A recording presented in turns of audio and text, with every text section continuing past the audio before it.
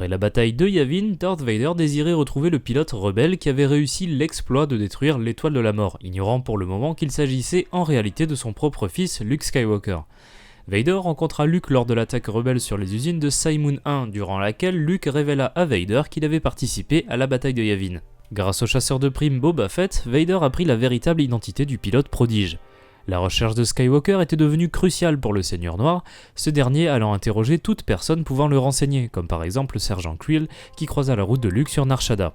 C'est justement sur cette planète, quelques semaines après la bataille de Yavin, que Luke Skywalker trouva parmi la collection de Gracchus le Hutt un holocron Jedi qui lui apprit qu'il se trouvait sur la planète Vrogasvas, un temple Jedi construit il y a de nombreuses années et occupé jadis par le maître Jedi Finn Lowo. Avide de connaissances sur l'ordre, Luke se rendit donc sur cette planète, où se trouvait une base secrète de ravitaillement construite peu de temps après la bataille de Yavin. En effet, Vrogasvas est une planète aride et dépourvue de forme de vie, ce qui en faisait un lieu idéal pour abriter une base rebelle. Darth Vader apprit grâce à l'archéologue Chelilona Afra que Skywalker se trouvait sur Vrogasvas. Cette information, à l'insu d'Afra et de Vader, avait été divulguée et arriva jusqu'au commandant Carbine. Ce Mon Calamari faisait partie des créations du docteur Silo, un scientifique chargé de fournir à l'empereur Palpatine un remplaçant pour Vader. Carbine prévoyait de faire d'une pierre deux coups, récupérer Skywalker pour obtenir les faveurs de Palpatine, tout en utilisant Vader pour éliminer les forces rebelles qui, avec un peu de chance, élimineront peut-être le Seigneur Noir. Du côté de l'Empire, nous retrouvons Darth Vader. Le Seigneur Noir des Sith, apprenti de Darth Sidious, se rend seul sur Vrogasvas afin de retrouver son fils, fruit de son union avec Padmé Amidala. Vader espère pouvoir utiliser son fils pour vaincre Palpatine, qui pense déjà à remplacer Vader suite à son échec lors de la bataille de Yavin. Le commandant Carbine a servi lors de la guerre des clones. Vers la fin du conflit, le vaisseau de Carbine fut endommagé, causant au Mon Calamari de lourdes blessures. Il dut passer les 18 prochaines années de sa vie muni d'un système de survie. Le docteur Silo conçut pour Carbine un corps cybernétique grandement inspiré par le général Grievous. Ses deux bras cybernétiques pouvaient, comme pour le général séparatiste, se dédoubler, permettant à Carbine de manier 4 sabres laser.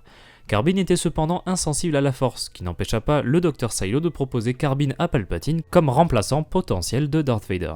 On retrouve pendant cette bataille du côté des rebelles la commandante Leia Organa, qui en apprenant la présence de Darth Vader sur Vrogasvas, voit une opportunité de se débarrasser du Seigneur Noir. Au commandement de l'escadron Raid, on retrouve le commandant Harul Nara, leader Raid. Nara reçut cette position suite à la bataille de Yavin, devenant de fait le supérieur de Luke Skywalker et Wedge Antilles, les héros qui ont réussi à détruire l'étoile de la mort.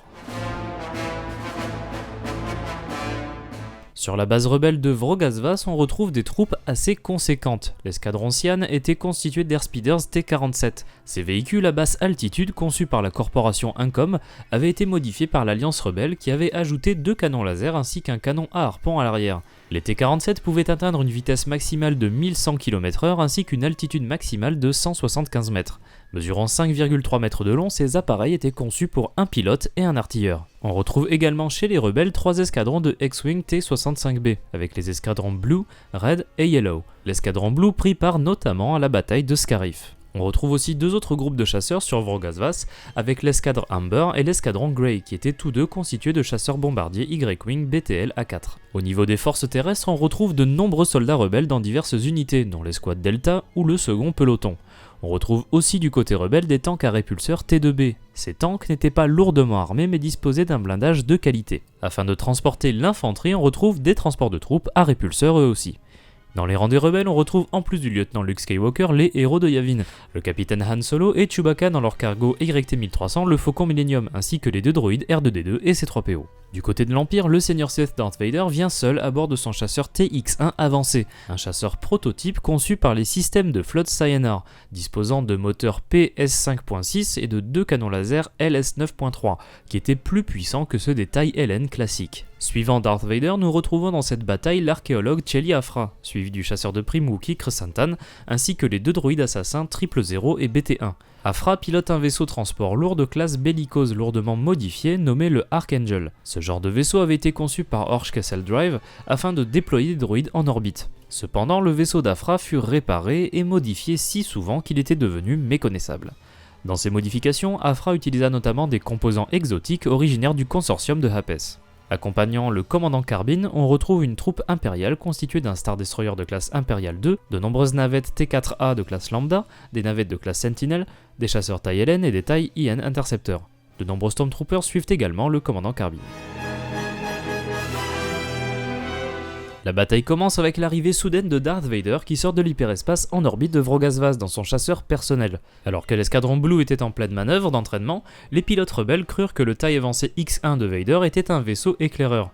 Les X-Wings engagèrent donc le chasseur ennemi après avoir brouillé ses transmissions. Vader réussit à éviter les lasers des rebelles grâce à son talent inégalé pour le pilotage, ainsi que grâce à ses puissants boucliers déflecteurs.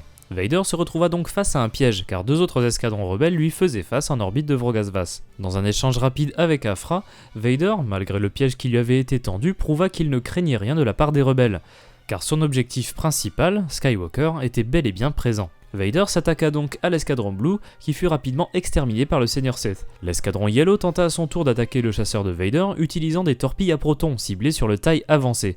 Cependant, grâce à la force, Vader fit exploser les torpilles avant qu'elles n'atteignent leur cible, et l'escadron Yellow fut lui aussi éliminé par Vader. Alors que l'escadron Red attaquait le chasseur impérial, Luke Skywalker, Red 5, ressentit la présence de Vader et comprit qu'il était impossible de stopper Vader dans un combat ordinaire. Luke décida donc de rompre la formation de son escadron pour foncer sur Vader. La collision entre les deux chasseurs les firent chuter vers la planète, sur laquelle tous deux s'écrasèrent. Vader avait donc été abattu. Le leader Red informa alors la base au sol de la présence du Seigneur Noir sur Vrogazvas. Il s'agissait d'une occasion en or pour les rebelles d'éliminer le second de l'Empereur. Les forces terrestres de la base se regroupèrent afin d'aller confronter Vader, aussi bien l'infanterie, dont certains étaient à bord de transports de troupes, accompagnés par quelques tanks T2B. À bord de la flotte de l'Alliance, Leia Organa et Han Solo eurent vent de la situation sur Vrogazvas. Il fut rapidement décidé par le général Dodonna qu'un bataillon de renfort allait être envoyé sur la planète pour prêter main forte aux soldats stationnés sur Vrogazvas, une force qui fut accompagnée par Leia Organa, Han Solo, Chewbacca et ses 3 PO tous à bord du Faucon Millennium. Ailleurs, Chelia Aphra craignait la colère de Vader, après tout c'était elle qui lui avait confié l'information de l'emplacement de Skywalker. Elle décida donc de se rendre elle aussi sur Vrogazvas accompagnée des droïdes 000 et BT-1. Avant que l'infanterie ne puisse attaquer Vader, une première vague d'attaque eut lieu avec l'escadron Grey composé de Y-Wings. Les bombardiers avaient réussi à trouver l'emplacement du crash de Vader et tentèrent de le bombarder. Grâce à la force, Vader projeta de gros débris sur les chasseurs Y-Wings, détruisant ainsi l'escadron Grey avant qu'ils n'aient pu larguer leurs bombes.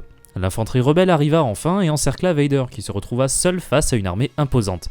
Les rebelles demandèrent à Vader de se rendre, le Seigneur Noir refusa, alluma son sabre laser et en utilisant la force activa les grenades des soldats rebelles, décimant la majorité des troupes ennemies. Le Seigneur Vader parvint ensuite à éliminer les soldats ainsi que les tanks rebelles, rien ne pouvant l'arrêter. Pendant cet affrontement, le Faucon Millennium arriva sur Vrogazvas, déposant Leia Organa à la base de ravitaillement, Han Solo et Chewbacca repartant à bord du Faucon pour trouver Luke Skywalker. Leia envoya ensuite l'escadron Cyan et ses airspeeders T-47 contre Vader, mais ce dernier avait retiré les canons de son chasseur taille avancé et les utilisa pour abattre les airspeeders rebelles. Rien ni personne ne pourrait stopper Vader dans sa mission pour retrouver Luke Skywalker. Après avoir contacté un chasseur de primes qu'elle connaissait bien, Aphra arriva dans le système à bord de l'Archangel. Aphra se mit en quête de Luke Skywalker, prévoyant de le capturer et de le livrer au Seigneur Vader. Elle décida de repeindre 000 avec de la peinture dorée afin de le faire passer pour C3PO. Son stratagème fut efficace car malgré les tentatives de R2D2 pour avertir Luke, ce dernier fut électrocuté par 000. R2D2 se retrouva seul face à Aphra et ses droïdes, ne faisant pas le poids face à BT-1 et son arsenal imposant. Avant qu'Aphra et son équipe puissent rejoindre l'Archangel, Han Solo et Chewbacca firent irruption, le Wookiee arrachant un bras de 000 mais étant rendu inconscient par une xénotoxine mandalorienne injectée par 000 dans la jambe de Chewbacca. Lors de leur affrontement, Aphra et Han Solo furent tous les deux mis hors d'état de nuire. Luke Skywalker, qui avait repris connaissance, sauva Chewbacca des griffes de 000, découpant son dernier bras avec son sabre laser et lui transperçant le torse. Luke, Han, Chewbacca et R2D2 s'échappèrent en évitant les attaques de BT-1 qui avaient été au préalable aveuglés par R2D2.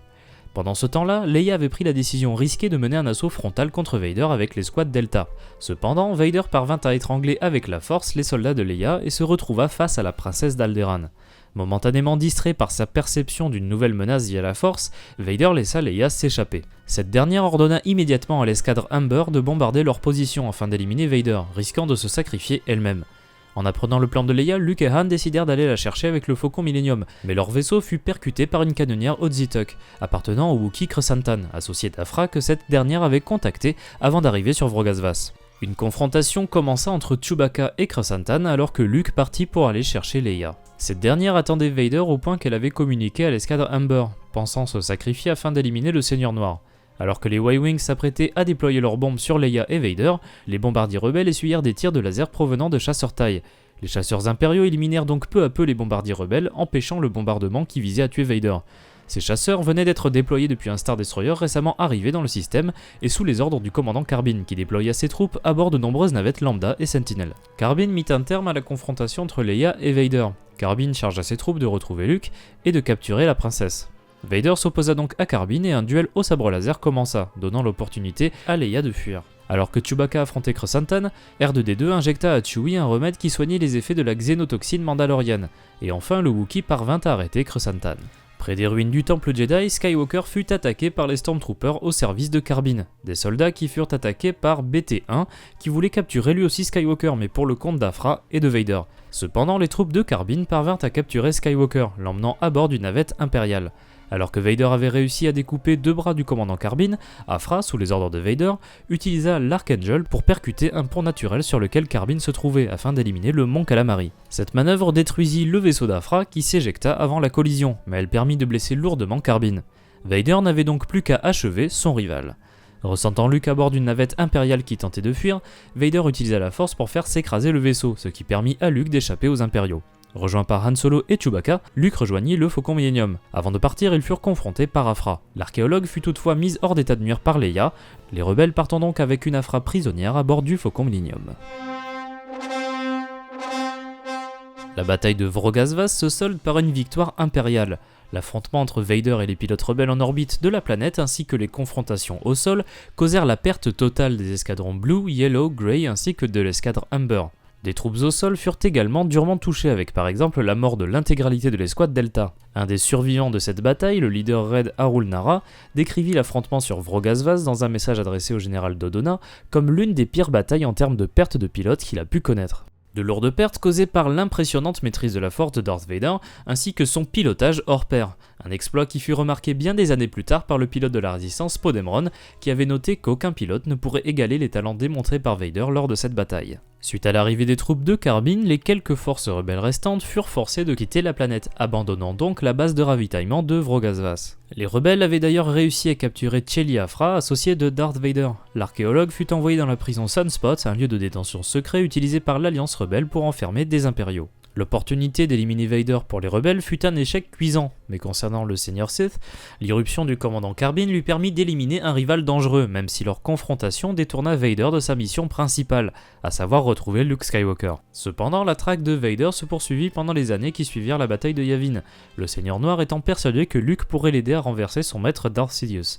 Ce dernier pensait toujours à remplacer Vader par les créations du docteur Silo, Vader ayant devant lui de nombreuses épreuves avant d'arriver à son but ultime.